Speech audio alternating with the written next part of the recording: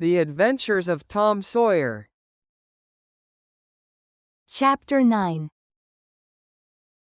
At 9:30 that night, Tom and Sid were sent to bed, as usual.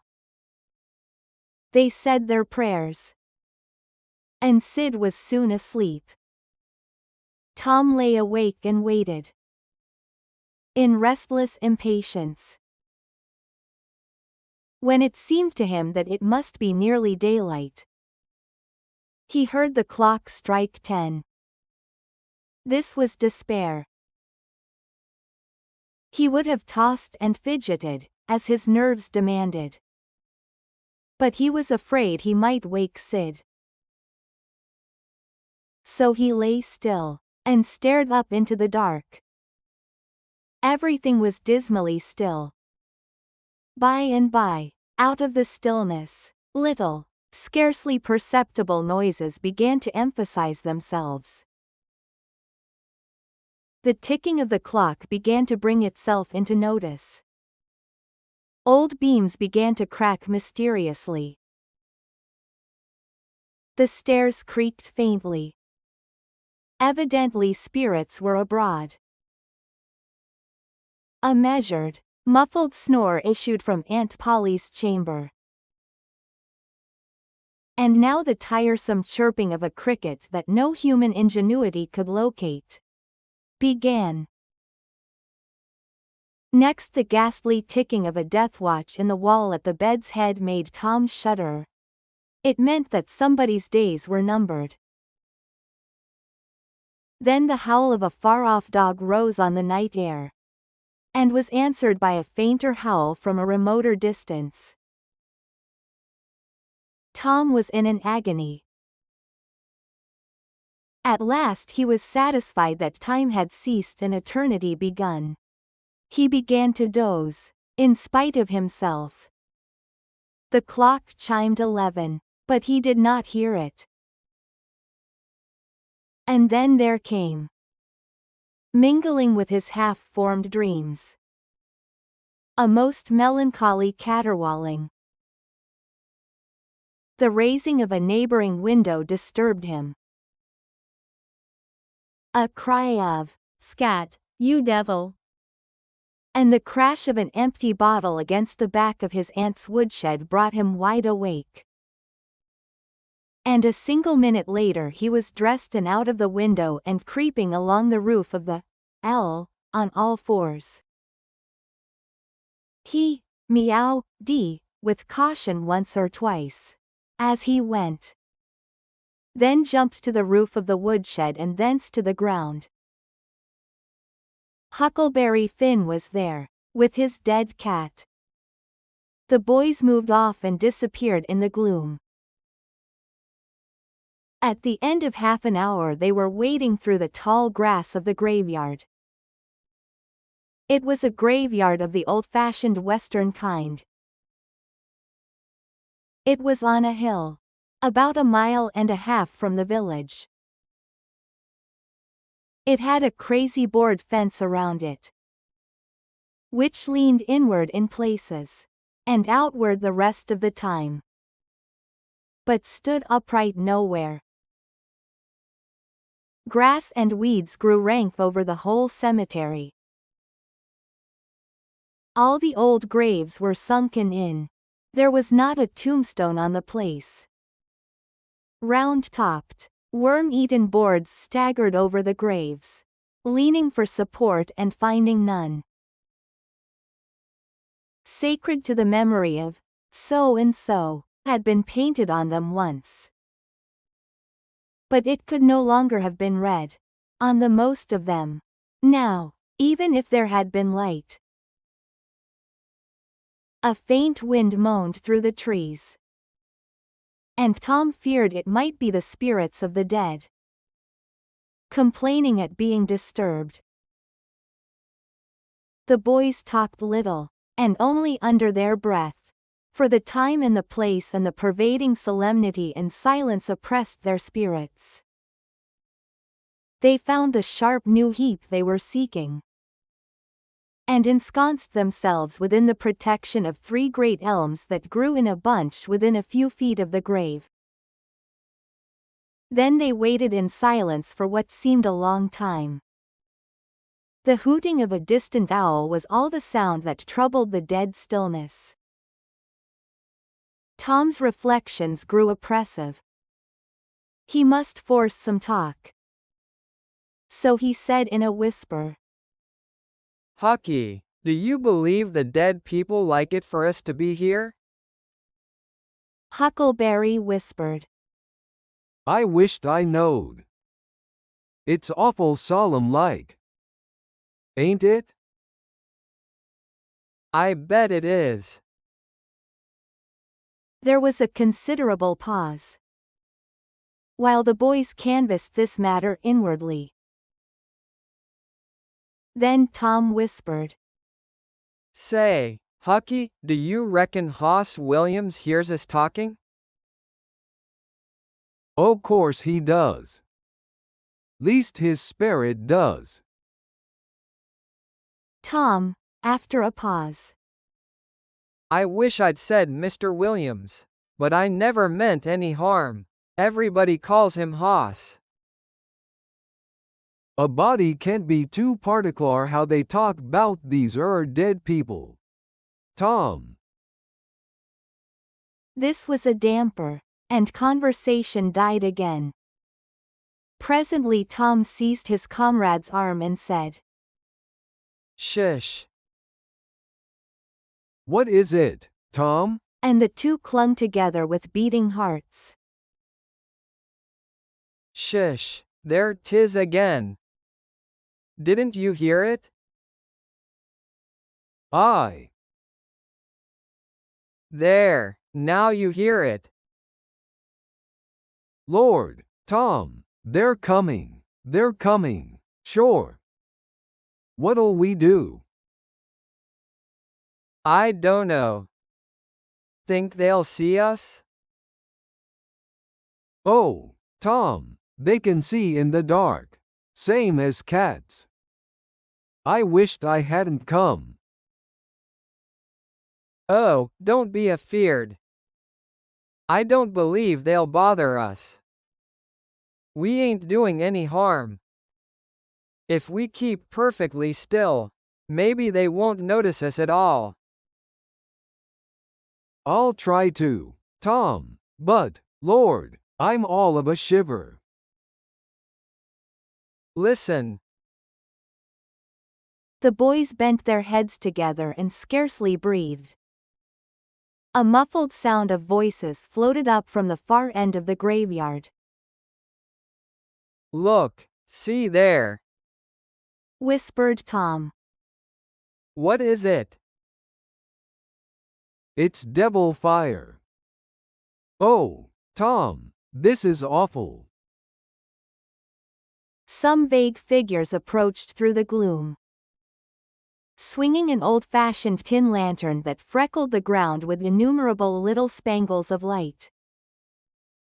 Presently Huckleberry whispered with a shudder, It's the devil sure enough. 3 of 'em. Lordy, Tom, we're goners. Can you pray? I'll try, but don't you be afeard. They ain't going to hurt us. Now I lay me down to sleep. Aye. Shish.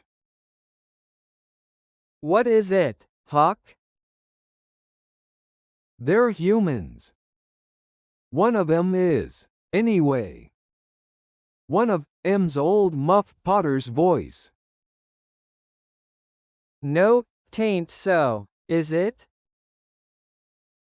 I bet I know it. Don't you stir nor budge. He ain't sharp enough to notice us. Drunk, the same as usual, likely, blamed old Rip. All right, I'll keep still. Now they're stuck. Can't find it. Here they come again. Now they're hot. Cold again. Hot again. Red hot. They're pinted right, this time. Say, Huck, I know another o' them voices. It's Injun Joe. That's so, that murderin' half-breed. I druther they was devils a dern sight. What kin they be up to? The whisper died wholly out. Now, for the three men had reached the grave and stood within a few feet of the boy's hiding place. Here it is, said the third voice. And the owner of it held the lantern up and revealed the face of young Dr. Robinson. Potter and Injun Joe were carrying a handbarrow with a rope and a couple of shovels on it. They cast down their load and began to open the grave. The doctor put the lantern at the head of the grave and came and sat down with his back against one of the elm trees. He was so close the boys could have touched him. hurry, men. He said, in a low voice. The moon might come out at any moment. They growled a response and went on digging. For some time there was no noise but the grating sound of the spades discharging their freight of mold and gravel. It was very monotonous. Finally a spade struck upon the coffin with a dull woody accent. And within another minute or two the men had hoisted it out on the ground. They pried off the lid with their shovels, got out the body and dumped it rudely on the ground. The moon drifted from behind the clouds and exposed the pallid face. The barrow was got ready and the corpse placed on it, covered with a blanket, and bound to its place with the rope. Potter took out a large spring knife and cut off the dangling end of the rope and then said, Now the cussed thing's ready, Sawbones. And you'll just out with another 5, for here she stays. That's the talk, said Injun Joe. Look here, what does this mean? Said the doctor. You required your pay in advance. And I've paid you. yes, and you done more than that. Said Injun Joe, approaching the doctor, who was now standing. 5 years ago you drove me away from your father's kitchen one night, when I come to ask for something to eat. And you said I weren't there for any good, and when I swore I'd get even with you if it took 100 years. Your father had me jailed for a vagrant. Did you think I'd forget? The Injun blood ain't in me for nothing. And now I've got you. And you got to settle. You know. He was threatening the doctor, with his fist in his face. By this time, the doctor struck out suddenly and stretched the ruffian on the ground. Potter dropped his knife, and exclaimed, Here, now! Don't you hit my pod! And the next moment he had grappled with the doctor and the two were struggling with might and main, trampling the grass and tearing the ground with their heels. Injun Joe sprang to his feet, his eyes flaming with passion, snatched up Potter's knife, and went creeping, cat-like and stooping, round and round about the combatants, seeking an opportunity. All at once the doctor flung himself free, seized the heavy headboard of Williams's grave and felled Potter to the earth with it. And in the same instant the half-breed saw his chance and drove the knife to the hilt in the young man's breast. He reeled and fell partly upon Potter, flooding him with his blood. And in the same moment the clouds blotted out the dreadful spectacle and the two frightened boys went speeding away in the dark. Presently, when the moon emerged again, Injun Joe was standing over the two forms, contemplating them. The doctor murmured inarticulately, gave a long gasp or two and was still. The half-breed muttered, That score is settled, damn you. Then he robbed the body. After which he put the fatal knife in Potter's open right hand, and sat down on the dismantled coffin. 3, 4, 5 minutes passed. And then Potter began to stir and moan. His hand closed upon the knife. He raised it, glanced at it, and let it fall, with a shudder. Then he sat up, pushing the body from him, and gazed at it, and then around him, confusedly. His eyes met Joe's. Lord, how is this, Joe? He said, It's a dirty business. said Joe, without moving. What did you do it for? I never done it. Look here. That kind of talk won't wash. Potter trembled and grew white. I thought I'd got sober. I'd no business to drink tonight. But it's in my head yet. Worse than when we started here. I'm all in a muddle. Can't recollect anything of it, hardly. Tell me, Joe. Honest, now, old fella. Did I do it? Joe, I never meant to. 'Pon my soul and honor, I never meant to, Joe. Tell me how it was, Joe. Oh, it's awful. And him so young and promising. Why, you two was scuffling. And he fetched you one with the headboard and you fell flat. And then up you come, all reeling and staggering like. And snatched the knife and jammed it into him, just as he fetched you another awful clip. And here you've laid, as dead as a wedge till now. Oh, I didn't know what I was a-doin'. I wish I may die this minute if I did. It was all on account of the whiskey and the excitement, I reckon. I never used a weapon in my life before, Joe. I've fought, but never with weapons. They'll all say that.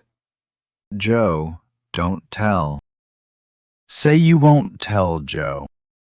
That's a good feller. I always liked you, Joe, and stood up for you too. Don't you remember? You won't tell, will you, Joe?